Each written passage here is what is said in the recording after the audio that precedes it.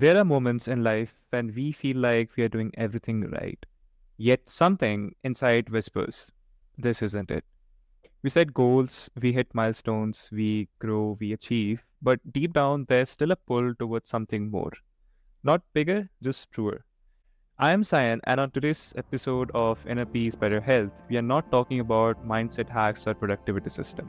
We are going deeper into the blueprint beneath the personality, the architecture beneath the behavior, and the soul beneath the story. Joining me today are Alexander and Viki, sacred strategy guides who help people decode their soul's blueprint using something they call the source cards. It's an ancient system that reveals not just who you are, but why you are here. So, if you've ever felt stuck in patterns you can't explain, if you have sensed a purpose you couldn't name, or if you just know there's a version of you waiting to be unlocked, this is the conversation you didn't know you needed. So, welcome to the episode, guys. It's an absolute honor to have you here with us. Oh, Sayan, thank you so much for having us on the show. It's really a pleasure. And thank you for that lovely introduction. Amazing, guys. I feel like today we are finally going to understand or talk why some of us, keep repeating the same life lessons even after the universe sends them like three warnings, two breakups, that job loss. I mean, we have all been there somewhere in our lives, right? So let's start right there. Like for everyone listening right now is wondering why their life feels like a remix of the storyline. What exactly do you mean by a soul's blueprint, and how does it influence the path we walk in life? Well, first of all, you're so insightful in what you already know what's coming. You're very insightful. So, our soul's blueprint, the regular deck of playing cards that you use to play gin rummy, go fish, poker, is actually an ancient system of knowledge that reflects life on Earth. It was hidden in plain sight in a game. We all have, it's all based on math. We have cards to play based on our date of birth. And we have 13 plus cards in what's called our life path. And these cards show all the different aspects of our human being. They show our purpose and what we're here to do in the world. And they show our personality and how we show up. And they show how we think and communicate. They show our challenges and our lessons. They show our shadow side, our Pluto side, like the things that are hidden and unconscious, the fear that's unconscious within us. So there's this template of cards that we are playing for our life, and it has all the information inside these cards. And then it's about how we choose to play them. That's beautiful.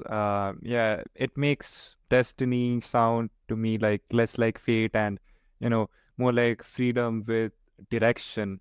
Because if I'm honest, if all of us are honest, most of us don't notice the pattern unless or until life smacks us again, with the same life lesson, maybe just in a different costume. So how do people start to recognize that they're not just unlucky, but they're just looping in a pattern themselves? Well, that's a very good question that you're asking. I think a lot of people don't recognize that they're stuck in a pattern, first of all, and that's the problem. You mentioned Right. a minute ago about having this conversation that you didn't even know you needed to have. And that's very true in general, I think, for people. They don't know that they need to break out of a stuck pattern. They don't even know to recognize it as a stuck pattern. And they may also think, well, this is just how it is. There's nothing else that can be done. This is just the way life goes, and you just have to accept it and deal with it.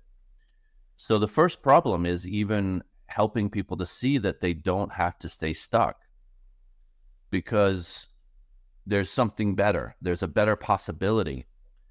People don't even realize that they have a better possibility, that there is a way to live their life in harmony, that there is a way to be happy and fulfilled. They don't even know that that's really, truly possible for them. So that's the very first step, is even showing people that there is a better option, that there's another pathway. And then it's showing them that there are simple tools that they can use, this deck of playing cards, quote unquote, just playing cards, but really an ancient system of knowledge that was hidden in plain sight. And for example, my birth card is the 9 of hearts, and that's based on math. It's determined by mathematical formula based on your birth date. Once I know that my birth card is the 9 of hearts, then I know my best strategy for how to live my life.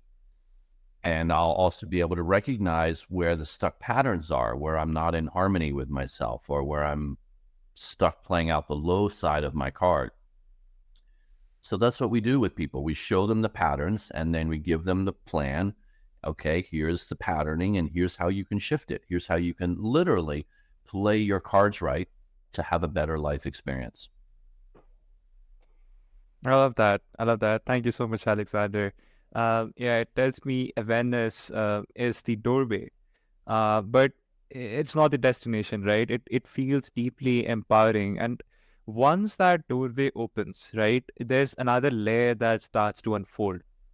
Sorry, not just what we are aware of, but how we are built energetically to move through life. Because you both talk a lot about the balance of masculine and feminine energies in this decoding process. And that's something most people never really think about. Like, how do masculine and feminine energies play in this decoding process? It's another great question. I'll let Viki take this one. Well, at first it starts within the individual, right? So we all have a feminine side and a masculine side. So are we balanced in those energies? You know, I know for me, I was definitely not balanced in those energies. I was more connected with, in some ways, my masculine energy, like just this active doing in a way that just was unhealthy for me. Not being open to my receptive feminine energy, not even really knowing what it meant, you know. So there's first that understanding of what that is within an individual, you know, and then how that plays into a relationship. Like, so for example, my relationship with Alexander, like when I'm balanced in my masculine and feminine, and then how that relates to Alexander and his energy, you know, and supports you, you know, in your energy as well. And in the life path cards, we have all of us 13 cards in our life path. We can see what the masculine and the feminine side looks like in our cards to play. I mentioned my birth card is the 9 of hearts. My feminine side is indicated by the 5 of diamonds, and my masculine side is indicated by the Queen of spades. So I can see the patterns. Again, we're talking about patterns. And we always have free will in how we want to play out these patterns. But at least step one, let's find out what the patterns are so that we're not flying blind. We're not running around like a chicken with our head cut off. Let's at least see the patterns and see the way. And then we can make a more enlightened choice about how to embody our feminine or how to embody our masculine. That's interesting. And Vicky, you've just talked about, you know, the balance between the both, right? Masculine and feminine energy. But I'm just curious to ask this. Have you noticed an instance where there is one energy that tends to dominate more in, modern seekers? Is that a bad thing? Is that something, people should realize or try to look out for?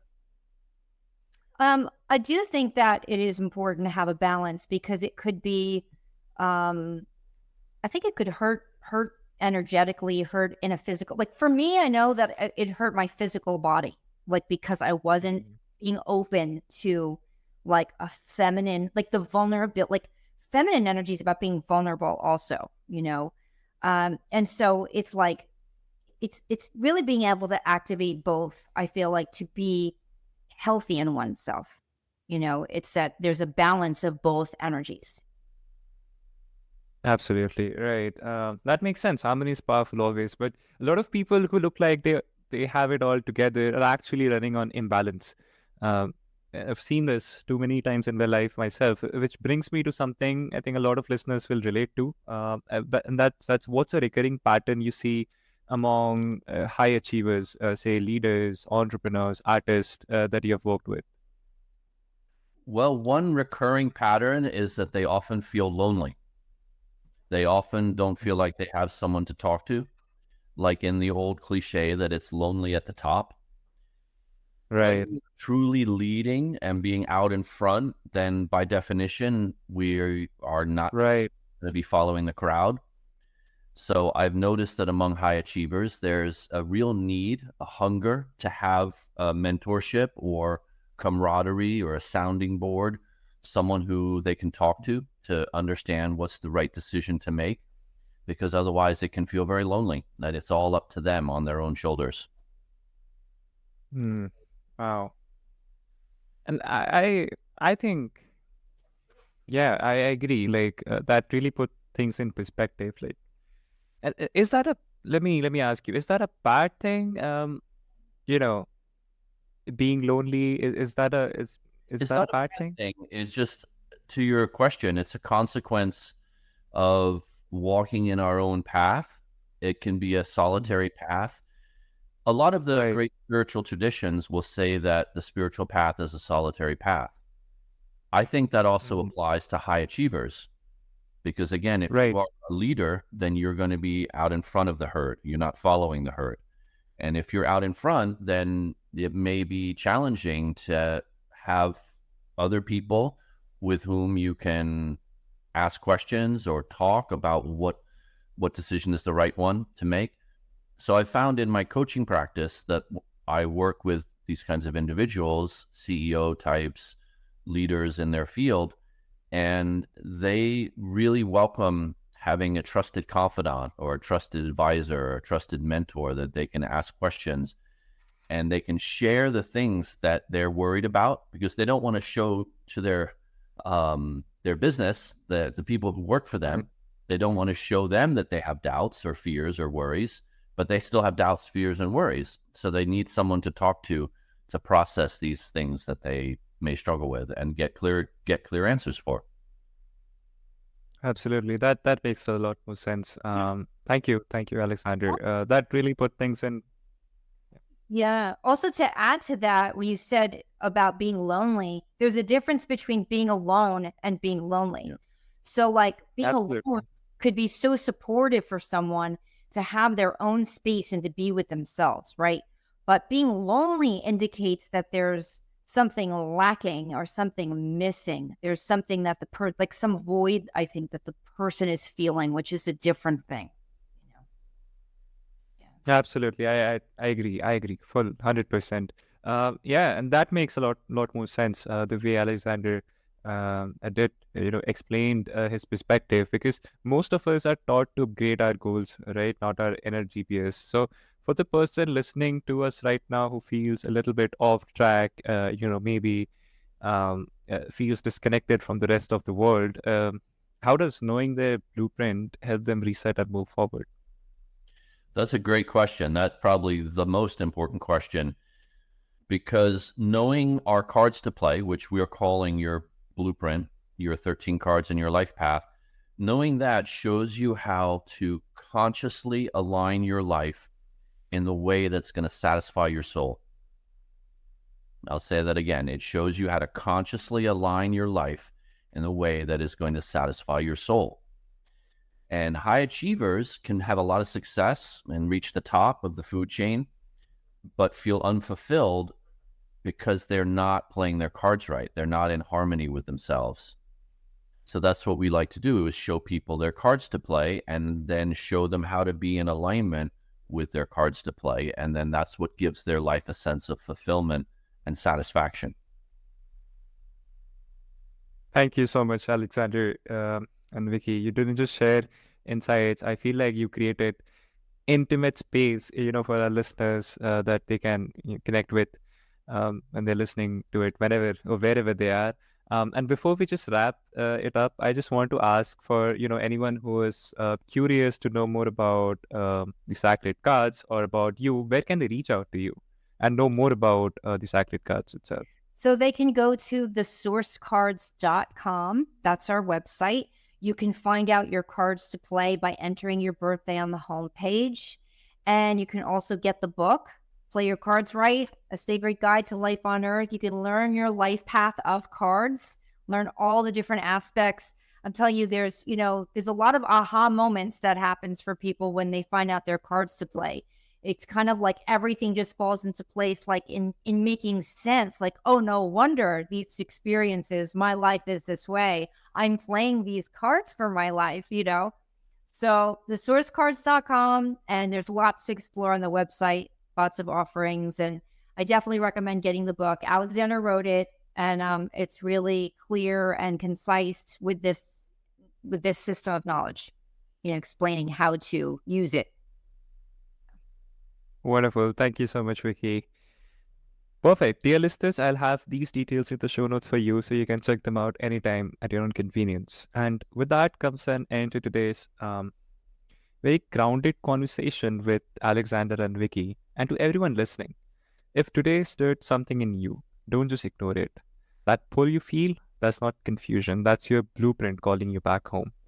Maybe the real journey isn't about becoming anything, but remembering who you already are. And the moment you start listening inward instead of searching outward, life stops feeling like a puzzle and starts folding with a purpose. So until next time, stay curious, stay honest with yourself, and keep choosing the version that feels like truth. This is Sayan, and you have been listening to Inner Peace, Better Health. I'll see you in the next one.